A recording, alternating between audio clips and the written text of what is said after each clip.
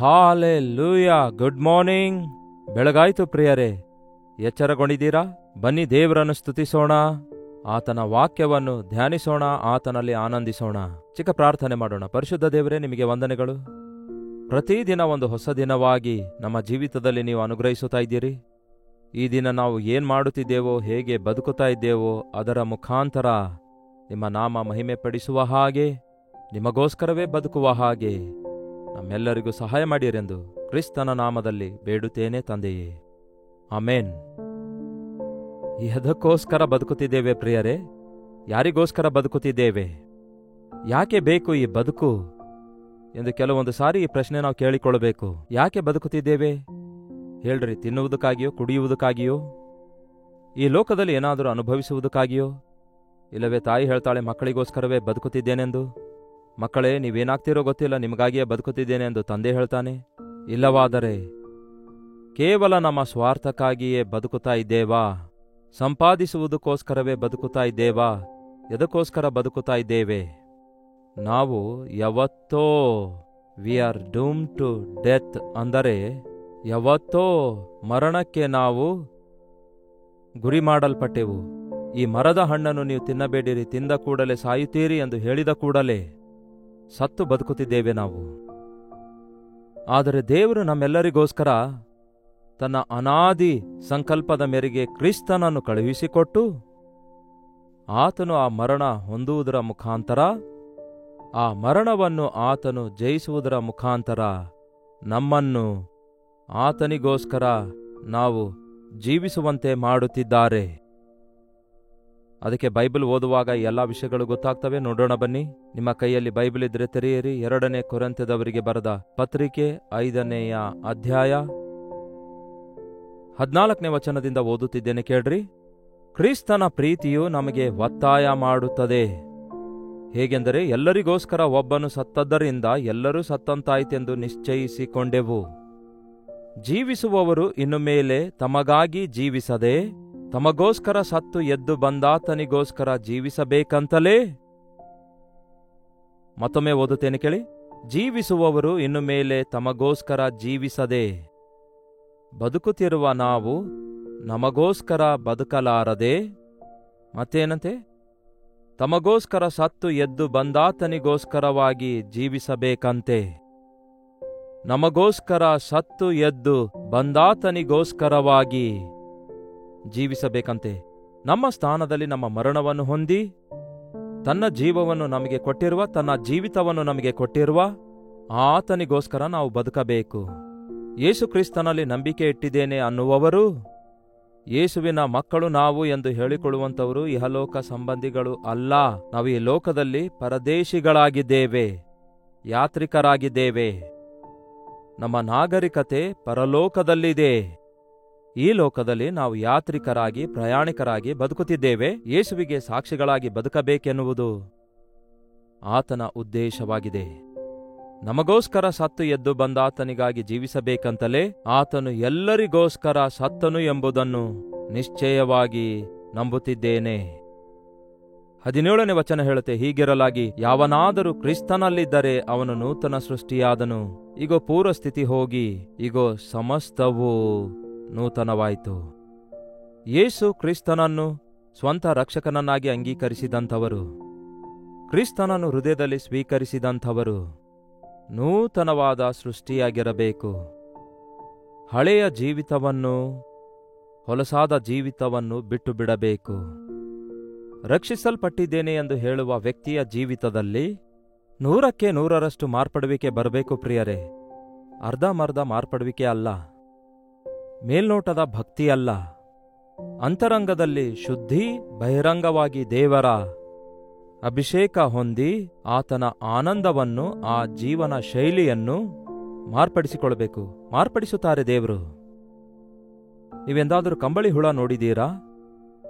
ಕಂಬಳಿ ಹುಳ ಪ್ರಿಯರೇ, ಅದು ನೋಡಲು ಬಹಳ ಅಸಹ್ಯವಾಗಿರುತ್ತೆ. ನೋಡಲು ಮುಳ್ಳು ಮುಳ್ಳು ಕೂದಲಿನಿಂದ ತುಂಬಿರುತ್ತೆ. ಒಣಗಿರುವ ಗಿಡಗಳ ಮೇಲೆ ಎಲೆಗಳನ್ನು ತಿನ್ನುತ್ತಾ ಇರುತ್ತೆ. ಅದು ನಮ್ಮ ದೇಹದ ಮೇಲೆ ಹತ್ತಿದ್ರೆ ತುರಿತ ಉಂಟಾಗುತ್ತೆ. ಹಾಗಾಗಿ ಯಾರೂ ಅದನ್ನು ಮುಟ್ಟೋದಿಲ್ಲ, ನೋಡಿ ಅಸಹ್ಯ ಪಡ್ತಾರೆ. ಹೌದಲ್ಲವೋ? ಅದೇ ಕಂಬಳಿ ಹುಳ ಗೂಡು ಕಟ್ಟಿಕೊಂಡು ಸ್ವಲ್ಪ ಕಾಲ ಕಾದುಕೊಂಡ ನಂತರ ಆ ಒಂದು ಕಂಬಳಿ ಹುಳ ಆ ಶೆಲ್ಲಿನೊಳಗಿಂದ ಹೊರಗೆ ಬಂದಾಗ ಏನಾಗ್ತದೆ ಗೊತ್ತಾ ನಿಮಗೆ? ಬಟರ್ಫ್ಲೈ ಆಗುತ್ತೆ, ಸೊಗಸಾದ ಚಿಟ್ಟೆಯಾಗುತ್ತೆ. ಸೊಗಸಾದ ಚಿಟ್ಟೆ ನೋಡಿದೀರಾ? ಕಂಬಳಿ ಹುಳವನ್ನು, ಸೊಗಸಾದ ಚಿಟ್ಟೆಯನ್ನು ಅಕ್ಕಪಕ್ಕದಲ್ಲಿಟ್ಟು ಇದು ಒಂದೇ ಅಂದ್ರೆ ನಂಬುತ್ತೀರಾ? ಸ್ವಲ್ಪವೂ ಹೋಲಿಕೆ ಇರಲ್ಲ, ಹೌದಲ್ಲವೇ? ಅದರ ಗುಣವೇ ಬೇರೆ, ಅದರ ರೂಪವೇ ಬೇರೆ, ಅದರ ಪದ್ಧತಿಯೇ ಬೇರೆ. ಅದು ಉರುಳಾಡುತ್ತಾ, ಅದು ಬೂದಿ ಬಣ್ಣದೊಂದಿಗೆ ಮೈಯೆಲ್ಲ ಕೂದಲಿನೊಂದಿಗೆ ಅಸಹ್ಯವಾಗಿರುತ್ತೆ. ಆದರೆ ಒಂದು ಸೊಗಸಾದ ಚಿಟ್ಟೆ ಚೆನ್ನಾಗಿ ಬಣ್ಣ ಬಣ್ಣದ ರೆಕ್ಕೆಗಳನ್ನಿಟ್ಕೊಂಡು ಗಾಳಿಯಲ್ಲಿ ಹಾರಾಡುತ್ತಾ, ಒಳ್ಳೆ ವನದಲ್ಲಿ ತಿರುಗಾಡುತ್ತಾ, ಹೂ ಮೇಲೆ ಇರುವ ಮಕರಂದವನ್ನು ಸೆಳೆದುಕೊಳ್ಳುತ್ತಾ ಮನಸ್ಸಿಗೆ ಉಲ್ಲಾಸವನ್ನುಂಟು ಮಾಡುತ್ತೆ. ಒಬ್ಬ ವ್ಯಕ್ತಿ ಕುಡುಕನಾಗಿ, ವ್ಯಭಿಚಾರಿಯಾಗಿ, ಕಳ್ಳನಾಗಿ, ಮೋಸಗಾರನಾಗಿ, ಸುಳ್ಳುಗಾರನಾಗಿ, ಅಸಹ್ಯಗಾರನಾಗಿ, ಯಾರಿಗೂ ಪ್ರಯೋಜನವಿಲ್ಲದಂತಹ ಜೀವಿತ ಜೀವಿಸುವಂತಹ ವ್ಯಕ್ತಿಯನ್ನು ಯೇಸು ಕ್ರಿಸ್ತನು ತನ್ನ ರಕ್ತದಲ್ಲಿ ತೊಳೆಯುವಾಗ ಒಳ್ಳೆ ಸಾಕ್ಷಿ ಉಳ್ಳವನಾಗಿ, ಪ್ರೀತಿ, ದಯೆ, ಕನಿಕರ ಉಳ್ಳವನಾಗಿ, ಪರಿಶುದ್ಧತೆ ಉಳ್ಳವನಾಗಿ, ಜವಾಬ್ದಾರಿಕೆ ಉಳ್ಳವನಾಗಿ ಮಾರ್ಪಡುತ್ತಾನೆ ಎಂಬ ವಿಷಯ ನಿಮಗೆ ಗೊತ್ತಿದೆಯಾ? ಕ್ರಿಸ್ತನನ್ನು ನಂಬಿದವನು ನೂತನ ಸೃಷ್ಟಿಯಾಗಿದ್ದಾನೆ. ಯೇಸು ಕ್ರಿಸ್ತನನ್ನು ನಂಬಿದವರು ದೀಕ್ಷಾಸ್ನಾನ ತೆಗೆದುಕೊಳ್ತಾರೆ. ಎದಕ್ಕಾಗಿ? ನಂಬಿ ದೀಕ್ಷಾಸ್ನಾನ ತೆಗೆದುಕೊಳ್ಳುವವನು ರಕ್ಷಿಸಲ್ಪಡ್ತಾನೆ. ಮಾನಸಾಂತರ ಹೊಂದಿ ಪಾಪ ಕ್ಷಮಾಪಣೆಗಾಗಿ ದೀಕ್ಷಾಸ್ನಾನ ತೆಗೆದುಕೊಳ್ಳಿರೆಂದು ಬೈಬಲ್ ಹೇಳುತ್ತೆ. ಸುಮ್ಮನೆ ನೀರಿನ ದೀಕ್ಷಾಸ್ನಾನದಿಂದ ಪ್ರಯೋಜನವಿಲ್ಲ. ಮನಸ್ಸು ಮಾರ್ಪಡೋದಾದ್ರೆ ಎಲ್ಲರ ಮುಂದೆ ನಾನು ಮಾರ್ಪಟ್ಟಿದ್ದೇನೆ, ನನ್ನ ಹೃದಯ ಮಾರ್ಪಟ್ಟಿದೆ, ನನ್ನ ಕರ್ತನು ನನ್ನನ್ನು ಮಾರ್ಪಡಿಸಿದ್ದಾರೆ ಎಂದು ಬಹಿರಂಗವಾಗಿ ಕೊಡುವ ಸಾಕ್ಷಿಯಾಗಿರುತ್ತೆ. ಅದೊಂದು ಸಾದೃಶ್ಯವಾಗಿ ಕೊಡಲ್ಪಡುತ್ತೆ.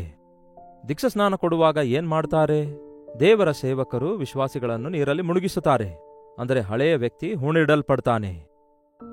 ನೀರಿನಿಂದ ಮೇಲಕ್ಕೆ ಎತ್ತಿದಾಗ ನೂತನ ವ್ಯಕ್ತಿ ಮೇಲಕ್ಕೆ ಎದ್ದು ಬರ್ತಾನೆ. ಅದು ನಿಜವಾಗ್ಲೂ ನಮ್ಮ ಜೀವಿತದಲ್ಲಿ ನಡೆಯಬೇಕು. ಅದೊಂದು ಸಾದೃಶ್ಯ ಮಾತ್ರ ಆಗಿದೆ. ನೀರಿನ ದೀಕ್ಷಾಸ್ನಾನ ನಮ್ಮನ್ನು ಪರಲೋಕಕ್ಕೆ ಸೇರಿಸುವುದಿಲ್ಲ. ಆದರೆ ಯೇಸುವಿನ ನಾಮ ಒಪ್ಪಿಕೊಳ್ಳುವುದಕ್ಕಾಗಿ, ಬಹಿರಂಗವಾಗಿ ಒಪ್ಪಿಕೊಳ್ಳುವುದಕ್ಕಾಗಿ ಅದೊಂದು ಸಾಕ್ಷಿಯಾಗಿ ಉಳ್ಕೊಳ್ಳುತ್ತೆ.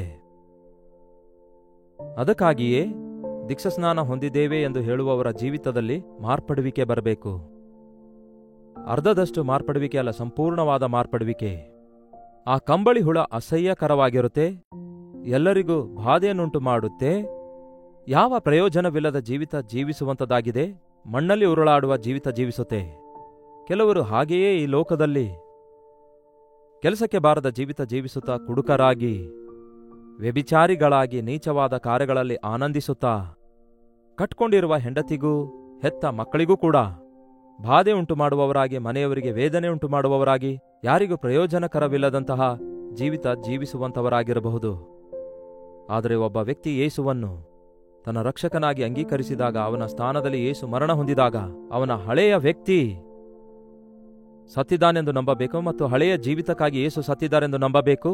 ನಾವು ಕ್ರಿಸ್ತನೊಂದಿಗೆ ಸತ್ತಿರುವುದಾದರೆ ಕ್ರಿಸ್ತನೊಂದಿಗೆ ಎದ್ದೇಳುತ್ತೇವೆ ಎಂದು ವಾಕ್ಯ ಹೇಳಿದಂತೆ ಹಳೆಯ ವ್ಯಕ್ತಿ ಹೂಣಿಡಲ್ಪಡಬೇಕು. ಕ್ರಿಸ್ತೇಸುವಿನಲ್ಲಿದ್ದ ಸ್ವಭಾವವುಳ್ಳವರಾಗಿ ಎದ್ದು ಬರಬೇಕು. ಅದಕ್ಕೆ ನೀವು ಬಟರ್ಫ್ಲೈ ನೋಡುವಾಗ, ಸೊಗಸಾದ ಚಿಟ್ಟೆ ನೋಡುವಾಗ ಅದರ ಹೋಲಿಕೆಗಳು, ಅದರ ಆಕಾರ, ಅದರ ಚಟಗಳು ಪೂರ್ತಿಯಾಗಿ ಬದಲಾಗ್ತವೆ. ಅದು ಇನ್ನೆಂದಿಗೂ ಹೊಲಸಾದ ಕೊಳಚೆ ಪ್ರದೇಶದಲ್ಲಿರಲ್ಲ, ಚೆನ್ನಾಗಿ ಸುಂದರ ವನಗಳಲ್ಲಿರುತ್ತೆ. ಕಂಡದ್ದನ್ನೆಲ್ಲ ತಿನ್ನೋದಿಲ್ಲ, ಪುಷ್ಪದಲ್ಲಿರುವ ಮಕರಂದವನ್ನು ಸೆಳೆದುಕೊಳ್ಳುತ್ತೆ. ನೀವು ದೇವರ ಮಗುವಾಗಿರುವುದಾದರೆ ಟಿವಿಯಲ್ಲಿ ಬರುವ ಪ್ರತಿ ಕೆಟ್ಟದ್ದನ್ನು ನೀವು ವೀಕ್ಷಿಸುವವರಾಗಿ, ಆ ಅಪವಿತ್ರವಾದ ಸ್ಥಳಗಳಲ್ಲಿ ಅಲೆಮಾರಿಗಳಂತೆ ಕುಡಿಯುತ್ತಾ ತಿರುಗಾಡುವವರಾಗಿ ನೀವು ಇರೋದಿಲ್ಲ. ಆದರೆ ದೇವಾಲಯಕ್ಕೆ ಹೋಗಿ ದೇವರನ್ನು ಆರಾಧಿಸುವವರಾಗಿರ್ತೀರಿ ಮತ್ತು ಏಕಾಂತವಾಗಿ ಹೋಗಿ ಪ್ರಾರ್ಥಿಸುವವರಾಗಿರುತ್ತೀರಿ. ನೀವು ಕಂಡದ್ದನ್ನೆಲ್ಲ ನೋಡುವವರಾಗಿ, ಕಂಡದ್ದನ್ನೆಲ್ಲ ಓದುವವರಾಗಿರದೆ ದೇವರ ವಾಕ್ಯವನ್ನು ಪರಿಶೀಲಿಸುವವರಾಗಿ, ಧ್ಯಾನಿಸುವವರಾಗಿ ಇರುತ್ತೀರಿ. ನಿನ್ನ ವಾಕ್ಯ ನನಗೆ ಜೇನುತುಪ್ಪಗಿಂತ ಸಿಹಿಯಾಗಿದೆ ಎಂಬುದಾಗಿ ದಾವೀದನು ಹೇಳಿದಾನಲ್ಲವೇ? ವಾಕ್ಯವನ್ನು ಪ್ರೀತಿಸುವವನು ದೇವರನ್ನು ಪ್ರೀತಿಸುತ್ತಾನೆ, ದೇವರ ಮನಸ್ಸನ್ನು ಅರಿತುಕೊಳ್ತಾನೆ, ದೇವರಲ್ಲಿ ಆನಂದಿಸುವವನಾಗಿರುತ್ತಾನೆ. ದೇವರ ವಾಕ್ಯವನ್ನು ಓದುತ್ತಾ ಇದ್ದೀರಾ? ದೇವರ ಮಕ್ಕಳೊಂದಿಗೆ ಸಹವಾಸ ಮಾಡುತ್ತಾ ಇದ್ದೀರಾ? ಇಲ್ಲವೇ ಇನ್ನೂ ಪಾಪಿಗಳೊಂದಿಗೆ ಅಥವಾ ಅವಿಶ್ವಾಸಿಗಳೊಂದಿಗೆ ಇಜ್ಜೂಡರಾಗ್ತಾ ಇದ್ದೀರಾ? ಅವಿಶ್ವಾಸಿಗಳೊಂದಿಗೆ ಇಜ್ಜೂಡರಾಗಬೇಡಿರಿ. ದೇವರಿಗೆ ಸಹವಾಸ ಮಾಡುವಂತಹ ಪ್ರಾರ್ಥನೆ ಜೀವಿತ ಹೊಂದಿಕೊಂಡವರಾಗಿರಿ. ನಿಮ್ಮ ಮಾರ್ಪಡುವಿಕೆ ನಿಮ್ಮ ಜೀವಿತದಲ್ಲಿ ಕಾಣಿಸುತ್ತಾ ಇದೆಯಾ? ಯಾವನಾದರೂ ಕ್ರಿಸ್ತನಲ್ಲಿದ್ದರೆ ಅವನು ನೂತನ ಸೃಷ್ಟಿಯಾದನು. ಪೂರ್ತಿಯಾಗಿ ನಿಮ್ಮ ಜೀವಿತದಲ್ಲಿ ಮಾರ್ಪಡುವಿಕೆ ಕಾಣಿಸಿಕೊಳ್ಳುತ್ತೆ. ನಿಮ್ಮ ಆಸೆಗಳು, ನಿಮ್ಮ ಕೋರಿಕೆಗಳು, ನಿಮ್ಮ ಮಾತುಗಳು, ನಿಮ್ಮ ಇಷ್ಟಗಳು, ನಿಮ್ಮ ಅಭಿಪ್ರಾಯಗಳು ಆ ಹಳೆಯ ಹೊಲಸಾದ ಜೀವಿತದಲ್ಲಿ ಭೂಸಂಬಂಧವಾದವುಗಳ ಮೇಲೆ ಮನಸ್ಸಿಟ್ಟಂತೆ ಮನಸ್ಸಿಡಲ್ಲ. ಅದು ಏನು ತಿನ್ನೋಣ, ಏನು ಕುಡಿಯೋಣ, ಏನು ಸಂಪಾದಿಸೋಣ ಅನ್ನುವಂಥದ್ದಾಗಿತ್ತು. ಯಾರ ಮೇಲೆ ಕಕ್ಷ ತೀರಿಸಿಕೊಳ್ಳಲಿ ಎನ್ನುವಂಥದ್ದಾಗಿತ್ತು. ಯಾರ ಮೇಲೆ ನಿಂದೆ ಹೊರಿಸೋಣ, ಯಾರನ್ನು ಬಾಧೆ ಪಡಿಸೋಣ ಎನ್ನುವಂಥದ್ದಾಗಿತ್ತು. ಯಾರಿಗೆ ಹಾನಿ ಮಾಡಬೇಕು ಎಂಬ ಸ್ವಭಾವವುಳ್ಳದಾಗಿತ್ತು. ಅದೇ ಸ್ವಭಾವ ಈಗ ಯಾರಿಗೆ ಮೇಲ್ ಮಾಡಬೇಕು, ಯಾರನ್ನು ಕ್ಷಮಿಸಬೇಕು, ಯಾರಿಗೆ ಯಾವ ರೀತಿ ಯೇಸುವಿನ ಪ್ರೀತಿ ತೋರಿಸಬೇಕು, ಹೇಗೆ ಸಹಿಸಿಕೊಳ್ಳಬೇಕು, ಹೇಗೆ ತಾಳಿಕೊಳ್ಳಬೇಕು, ಹೇಗೆ ಯೇಸು ಕ್ರಿಸ್ತನಂತೆ ಬದುಕಬೇಕು ಎಂಬ ಆಸೆ ಕ್ರಿಸ್ತನ ರಕ್ತದಲ್ಲಿ ತೊಳೆಯಲ್ಪಟ್ಟವರಿಗಿರುತ್ತೆ. ನೀವು ತೊಳೆಯಲ್ಪಟ್ಟಿದ್ದೀರಾ? ರಕ್ಷಿಸಲ್ಪಟ್ಟಿದ್ದೀರಾ? ಕ್ರೈಸ್ತರು ಎಂಬ ಬೋರ್ಡ್ ತಗಲಿಸಿಕೊಂಡ್ರೆ ಸಾಲಲ್ಲ ಪ್ರಿಯರೇ. ಕ್ರಿಸ್ತನ ಹೋಲಿಕೆಯಂತೆ ಜೀವಿಸುವುದನ್ನು ಕಲಿಯಬೇಕು. ಅದು ನಮ್ಮಿಂದಾಗಲ್ಲ. ಹೂಷ್ ದೇಶಸ್ಥನು ತನ್ನ ಚರ್ಮ ಮಾರ್ಪಡಿಸಿಕೊಳ್ಳಬಲ್ಲನೋ? ಚಿರತೆ ಹುಲಿ ತನ್ನ ಮಚ್ಚೆಯನ್ನು ಮಾರ್ಪಡಿಸಿಕೊಳ್ಳಬಲ್ಲದೋ? ಕೇಡು ಮಾಡುವುದನ್ನು ರೂಢಿ ಮಾಡಿಕೊಂಡ ಮಾನವನು ತನ್ನ ಸ್ವಭಾವ ತಾನು ಮಾರ್ಪಡಿಸಿಕೊಳ್ಳುವುದಿಲ್ಲ. ನಮ್ಮ ಜೀವಿತ ನಾವು ಮಾರ್ಪಡಿಸಿಕೊಳ್ಳುವುದಿಲ್ಲವೆಂದೇ ನಮಗೋಸ್ಕರ ಯೇಸು ಈ ಲೋಕಕ್ಕೆ ಬಂದು ನಮಗೋಸ್ಕರ ತನ್ನ ರಕ್ತವನ್ನು ಸುರಿಸಿ ನಮ್ಮನ್ನು ನೂತನ ಸೃಷ್ಟಿಯನ್ನಾಗಿ ಮಾಡಿದ್ದಾರೆ. ಕ್ರಿಸ್ತೇಸುವಿನಲ್ಲಿರುವವರಿಗೆ ಯಾವ ಶಿಕ್ಷೆ ವಿಧಿಯಿಲ್ಲದೆ ಯೇಸು ಕ್ರಿಸ್ತನ ಮಕ್ಕಳಾಗಿ ಜೀವಿಸಬೇಕೆಂದು ಯೇಸು ಬಯಸುತ್ತಿದ್ದಾರೆ. ಗೆರಾಸೀನ ಸೀಮೆಯಲ್ಲಿ ಒಬ್ಬನು ದೆವ್ವ ಹಿಡಿದು ಪೀಡಿಸಲ್ಪಡುತ್ತಿರುವಾಗ ತನಗೆ ತಾನು ಹಾನಿ ಮಾಡಿಕೊಳ್ತಾ ಕಿರುಚುತ್ತಾ ಬೆತ್ತಲೆಯಾಗಿದ್ದನು. ಸಮಾಧಿಗಳಲ್ಲಿ ವಾಸಿಸುವ ಆ ವ್ಯಕ್ತಿಗೆ ಯೇಸು ದರ್ಶಿಸಿದಾಗ ಎಂಥ ದೊಡ್ಡ ಮಾರ್ಪಡುವಿಕೆ ಉಂಟಾಯಿತು ಗೊತ್ತಾ? ಅವನು ಸ್ವಸ್ಥಚಿತ್ತನಾಗಿ ವಸ್ತ್ರಗಳನ್ನು ಧರಿಸಿ ಕೂತುಕೊಳ್ತಾನೆ. ಯೇಸುವೇ, ನಿನ್ನ ಹಿಂದೆ ನಾನು ಬರುತ್ತೇನೆ ಎಂದು ಹೇಳುತ್ತಾನೆ. ತಾನು ಹೋಗಿ ದೆಕಪೋಲಿಯಲ್ಲಿ ಸಾಕ್ಷಿ ಹೇಳಿದಾಗ, ನಿನ್ನ ದೇವರು ಎಂತಹ ದೊಡ್ಡ ದೇವರಾಗಿದ್ದಾರೆ, ಎಂತಹ ಕೆಟ್ಟ ವ್ಯಕ್ತಿಯನ್ನು, ಎಂತಹ ದೌರ್ಭಾಗ್ಯದ ಸ್ಥಿತಿಯಲ್ಲಿರುವ ವ್ಯಕ್ತಿಯನ್ನು, ಯಾವ ರೀತಿ ತನಗೆ ತಾನು ಹಾನಿ ಮಾಡಿಕೊಳ್ತಾ ತನಗೆ ತಾನು ನಾಶ ಮಾಡಿಕೊಳ್ತಿರುವ ವ್ಯಕ್ತಿಯನ್ನು ಇಷ್ಟೊಂದು ಮಾರ್ಪಡಿಸಿದಾರೋ ಯೇಸು. ನಮ್ಮ ಕೈಲಾಗ್ಲಿಲ್ಲವೆಂದು ಬೈದು ಹೊಡೆದು ಕಟ್ಟಿ ನಿನ್ನನ್ನು ಎಷ್ಟೇ ಸರಿಪಡಿಸಲು ಆಗದೇ ಇರುವಾಗ ಈಗ ನಿನ್ನ ಹೃದಯ ಮಾರ್ಪಟ್ಟು ಅವನು ನೂತನ ಸೃಷ್ಟಿಯಾಗಿ ಮಾರ್ಪಟ್ಟಿದ್ದಾನೆಂದು ನೋಡಿ ಆಶ್ಚರ್ಯಗೊಳ್ಳುತ್ತಾರೆ. ಹೌದು ಪ್ರಿಯರೇ, ಎಷ್ಟು ಜನ ಈ ದಿನ ಯೇಸು ಕ್ರಿಸ್ತನನ್ನು ನಂಬಿಕೊಂಡು ಬಹಳ ಕುಡುಕನಾಗಿರುವವನು ಈ ದಿನ ಸರಾಯಿಯ ವಾಸನೆ ಕೂಡ ನೋಡಲು ಕೂಡ ಇಷ್ಟಪಡಲಾರದಂತಹ ಯೇಸುವಿಗೆ ಸಾಕ್ಷಿಗಳಾಗಿ ಜೀವಿಸುತ್ತಿದ್ದಾರೆ. ಎಷ್ಟೋ ಜನ ಪುರುಷರು ಮಾರ್ಪಟ್ಟು ತನ್ನ ಹೆಂಡತಿಯ ಮುಂದೆ ಪಶ್ಚಾತ್ತಾಪಪಟ್ಟು ಕ್ಷಮಾಪಣೆ ಕೇಳಿ ಪರಸ್ತ್ರೀಯರೊಂದಿಗೆ ಸಂಬಂಧ ಇಟ್ಕೊಂಡು ನಿನಗೆ ಅನ್ಯಾಯ ಮಾಡಿದ್ದೆ ಎಂದು ಹೇಳಿ ಸಮಾಧಾನಗೊಂಡು ಕುಟುಂಬ ಹೇಗೆ ಕಟ್ಕೊಳ್ತಿದ್ದಾರೆ ಗೊತ್ತಾ? ಎಷ್ಟೋ ಜನ ಯವನಸ್ಥರು ಲೋಕದ ಇಚ್ಛೆಗಳಲ್ಲಿ, ಪಾಪದ ಇಚ್ಛೆಗಳಲ್ಲಿ ತಮ್ಮ ಜೀವಿತ ವ್ಯರ್ಥ ಮಾಡಿಕೊಳ್ಳುವಂಥವರು ಕರ್ತನಾದ ಯೇಸು ಕ್ರಿಸ್ತನ ಪ್ರೀತಿಯನ್ನು ಗುರುತಿಸಿದಾಗ, ದೇವರು ತನ್ನ ವಾಕ್ಯದಿಂದ ಅವರನ್ನು ಮುಟ್ಟಿದಾಗ, ಪರಿಶುದ್ಧಾತ್ಮ ದೇವರು ಅವರನ್ನು ಪರಿಶುದ್ಧಗೊಳಿಸಿದಾಗ ಪ್ರಯೋಜನಕರವಾದ ಆಶೀರ್ವಾದಕರವಾದ ಯವನಸ್ಥರಾಗಿ ಎಷ್ಟೋ ಜನ ಜೀವಿಸುತ್ತಿದ್ದಾರೆ. ಒಂದು ಕಾಲದಲ್ಲಿ ಅಂತಹ ಸ್ಥಿತಿಯಲ್ಲಿರುವ ನನ್ನನ್ನು ಯೇಸು ರಕ್ಷಿಸಿ ಮಾರ್ಪಡಿಸಿದಾಗ ಇಂದಿನವರೆಗೂ ಆತನಿಗೋಸ್ಕರವೇ ಜೀವಿಸುವ ಕೃಪೆ ಕೊಟ್ಟಿದ್ದಾರೆ. ಹೀಗೆ ಎಷ್ಟೋ ಜನರು ಯೇಸುವನ್ನು ನಂಬಿದಂಥವರು ನೂತನ ಸೃಷ್ಟಿಯಾಗಿ, ರಕ್ಷಿಸಲ್ಪಟ್ಟ ನಂತರ ನೂತನ ಸೃಷ್ಟಿಯಾಗಿ ಜೀವಿಸಬೇಕೆನ್ನುವಂಥದ್ದು ಬೈಬಲ್ ಸಾರಾಂಶವಾಗಿದೆ.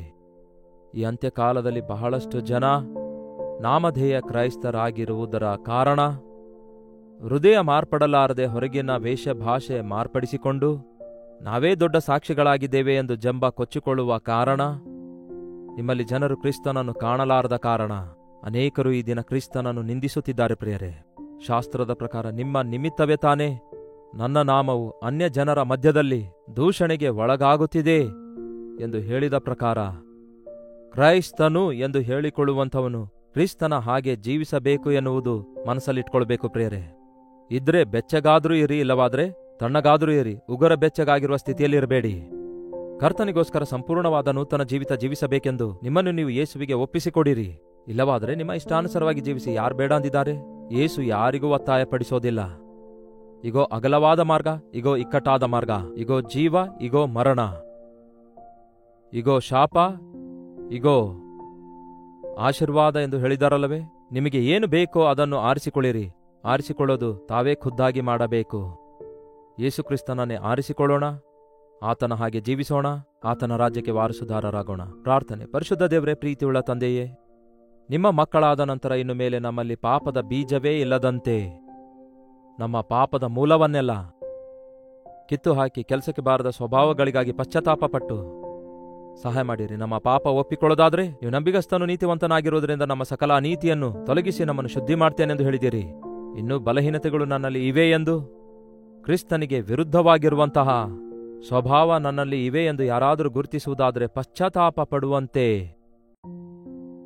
ಸಹಾಯ ಮಾಡಿರಿ. ನಿಮ್ಮ ರಕ್ತದಲ್ಲಿ ತೊಳೆಯಲ್ಪಟ್ಟು ಶುದ್ಧರಾಗಿ ನಿಮ್ಮ ಸಾರೂಪ್ಯಕ್ಕೆ ಮಾರ್ಪಟ್ಟು ನಿಮಗೆ ಸಾಕ್ಷಿಗಳಾಗಿ ಜೀವಿಸುವಂತೆ ನಮ್ಮ ಪ್ರತಿಯೊಬ್ಬರಿಗೂ ಸಹಾಯ ಮಾಡಿರೆಂದು ಕ್ರಿಸ್ತನ ನಾಮದಲ್ಲಿ ಬೇಡುತ್ತೇವೆ ತಂದೆಯೇ, ಆಮೇನ್. ತಂದೆಯಾದ ದೇವರ ಪ್ರೀತಿಯೂ ಮಗನಾಗಿರುವ ಕ್ರಿಸ್ತನ ಕೃಪೆಯೂ ಆದರಣೆಕರ್ತನಾದ ಪವಿತ್ರಾತ್ಮನ ಸಹವಾಸವು ಈ ಅನುದಿನದ ಧ್ಯಾನದಲ್ಲಿ ಐಕ್ಯವಾಗಿರುವ ನಮ್ಮೆಲ್ಲರ ಸಂಗಡ ಇಂದಿಗೂ ಸದಾಕಾಲಕ್ಕೂ ನೆಲೆಯಾಗಿರಲಿ. ಆಮೇನ್.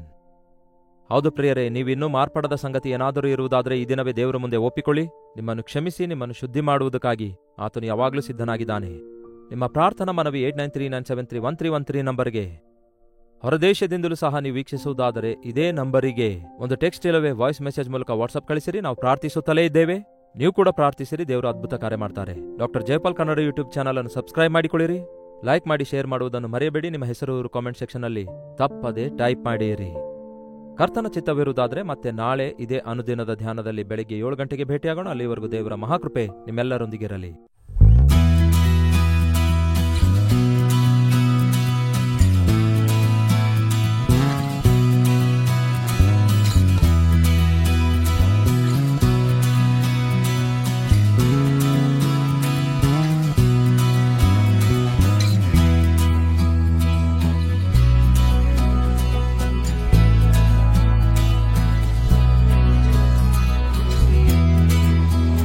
ಹಾಲೆಲೂಯಾ!